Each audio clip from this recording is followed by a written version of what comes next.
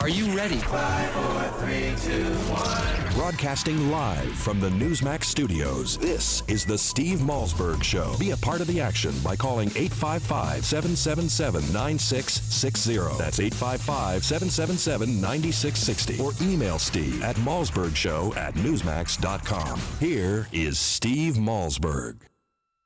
Fox News is told that investigators are exploring potential links between the older brother Tamerlan Tsarnaev and an extremist group known as the Caucasus Emirate. That is based on the older brother's travel to Russia in the first half of 2012, which included Dagestan and Chechnya, as well as the contents of Tamerlan's YouTube channel. Videos deleted from his YouTube terrorist playlist included links to an extremist group, Vilayat Dagestan, which is under the umbrella of the Caucasus Emirate. Investigators are looking for potential ties, including email traffic, the posting of web videos supporting the group's Islamist objective, direct person-to-person contact, as well as training. Known for suicide bombings and hostage-taking in its conflict with the Russian government, the group was designated a terrorist entity in 2011 by the UN's Al-Qaeda and Taliban Sanctions Committee and the U.S. State Department. Malzberg Show. There you heard a report from Fox News' Catherine Heritage talking about how investigators are exploring a possible link between the Boston bombing suspect and a terrorist group. Welcome to the Steve Malzberg Show. So much has happened, as has been the case in the 24 hours since we last met. In this case, it's 72 hours since we last met. When we left the air on Friday, of course, all heck broke loose after the press conference that the FBI held. The suspect was discovered hiding, of course, under the tarp in a boat, and he was apprehended. He's been in the hospital. The latest is that he has been alerted to the charges. He has faced a judge in the hospital room. He made an initial court appearance in the hospital room. He has been charged reportedly with using a weapon of mass destruction. He could face the death penalty. We don't know yet. Jay Carney has said that the White House is definitely not going to try him as an enemy combatant. He will be tried in civilian court. Joining us now to talk about the whole process, as only she can with her experience, is senior fellow at the Clarion Project. Also, most importantly, former CIA operations officer Clare Lopez. Hey, Clare, how are you? Hi, fine, thanks. Glad to be with you. Well, thank you for doing it. I watched you on Huckabee over the weekend, and you were just so informative. First, let's start with the fact that there is a possible link. There is an investigation ongoing that the older brother, at least, could be tied to a Chechnyan terrorist group. There's also the report that the FBI has detained 2 men who were hidden in an apartment complex. They've been detained on immigration violation charges, not known yet whether or not they're directly involved or could be directly involved. And then there's the report out of a British newspaper that U.S. authorities are seeking a 12-member sleeper cell. Where do we go from here? How does this proceed, and what do you think is most likely right now? Well, you know, events are moving so quickly, it's hard to keep up with it. And everything that, is published is not always accurate at the beginning. So I think we have to, in at least some measure, let this play out. But what I would say is that it seems pretty clear to me that the plot to attack the Boston Marathon last week could not have been carried out as it was by just 2 people.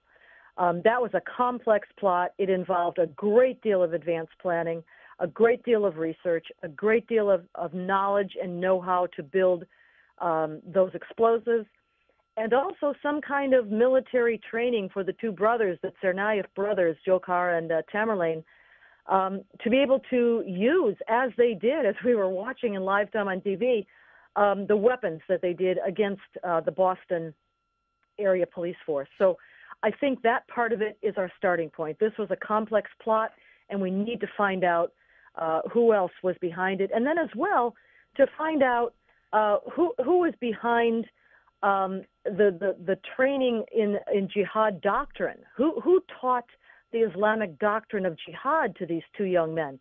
Was it their family? Was it the mosque they attended in Cambridge, Massachusetts? Was it during the older brother Tamerlane's trip back to the Caucasus the first 6 months, January to June of last year, 2012?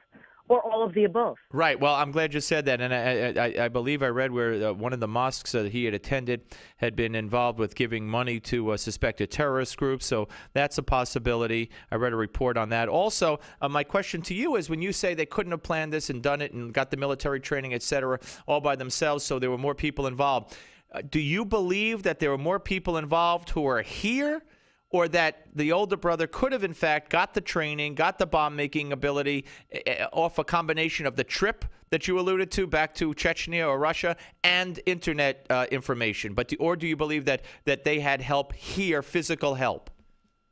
I think probably both of those. Certainly, I think it is worth investigating whether he received training for 6 whole months while he left a young wife and a small child at home with no visible means of support while he's away. What was he doing, and where was he, and which groups did he make contact with? The Russians clearly were worried about his connections, his jihad connections to possibly Caucasus region area jihad groups. But also, I would say that here in the United States, we already know, in general terms at least, what is the support group for jihad in America, and it's the Muslim Brotherhood. That mosque that they attended, called the Islamic Society of Boston, or at least an affiliate of the Islamic Society of Boston, the mosque being in Cambridge, has Muslim Brotherhood links. And the Muslim Brotherhood in this country presents itself as nonviolent. Of course, we see that's quite different elsewhere in the Middle East, Syria, for example. And its own motto, its own bylaws, its own history is one of quite a lot of violence, jihad violence, dying in the way of Allah, and so forth. But that's the support network, the underlying support network in the United States for jihad, both the violent kind and the pre-violent kind.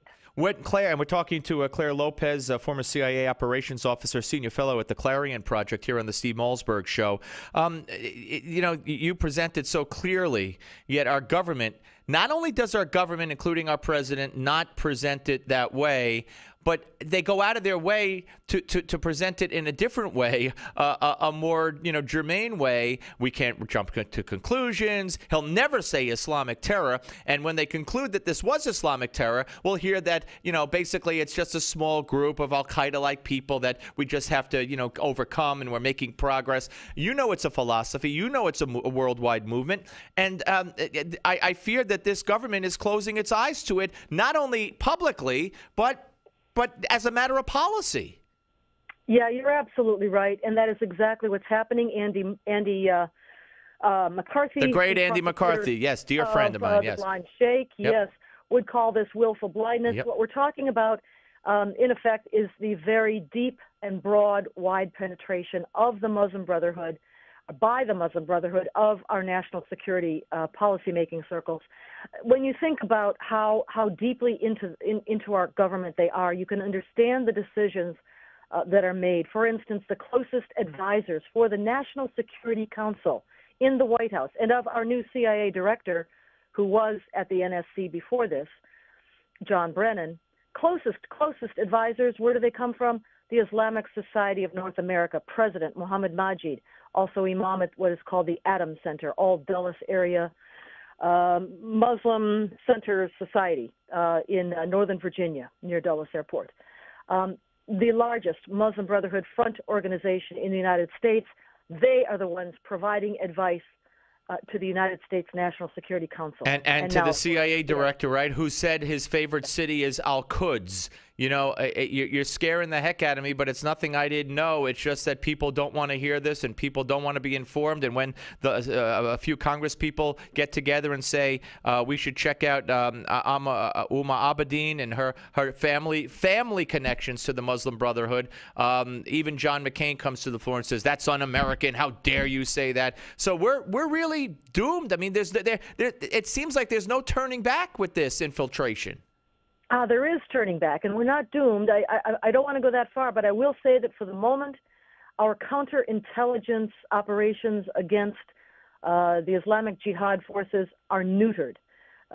There's no reason we can't come back from this. Radio programs like yours, thank you very much, are a big help in getting the word out. It is the people who have got to demand the answers, the people, the grassroots, we the people, who've got to put up and support good candidates for representative offices, state level, local level, federal level, whatever. Right. And overcome, and they have to overcome being called Islamophobes by the media. Hey, Clare, I hope you'll come back. Thank you so much.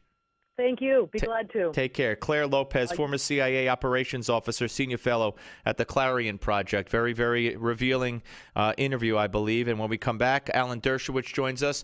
The legal procedure from here on in. Should he be tried as a combatant, as some Congress people want, or should he be tried as a civilian? On the Steve Malzberg Show.